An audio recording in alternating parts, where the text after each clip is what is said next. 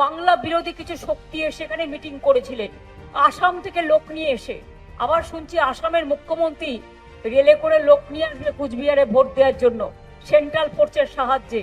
যারা কুচবিহারের রাজবংশীদের নোটিশ পাঠায় এনআরসি বলে আসাম থেকে, তারা আবার আসে ভোট চাইতে।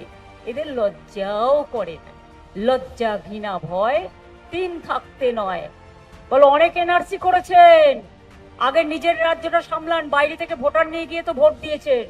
এখানেও আপনি আসছেন, উকি ঝুঁকি মারছেন এখানে, যাতে বাইরে থেকে ভোটার নিয়ে এসে গৌহাট থেকে ভোট দেবেন, তাই তো? সেন্ট্রাল ফোর্সকে নিয়ে প্ল্যানিং তো তাই, মানুষ বেচতে দেবে প্ল্যানিং, এটা মাথায় রাখবেন। আর তৃণমূল কংগ্রেস পার্টির অফিসে রেড করছেন, ক্যান্ডিডেটের বাড়িতে গিয়ে রেড করছেন, আমার প্লেন রেড করতে আসছেন, আমার সিকিউরিটিতে রেড করছেন। নির্লজ্জ বেহায়া একটা রাজনৈতিক দল সামনাসামনি লড়াই করতে পারে না, ভীতু কাপুরুষ। গণতন্ত্রে বুলেট নয়, ব্যালট, এটা মাথায় রাখবেন। গণতন্ত্রে বন্দুক নয়, ভোট হচ্ছে আসল ক্ষমতা।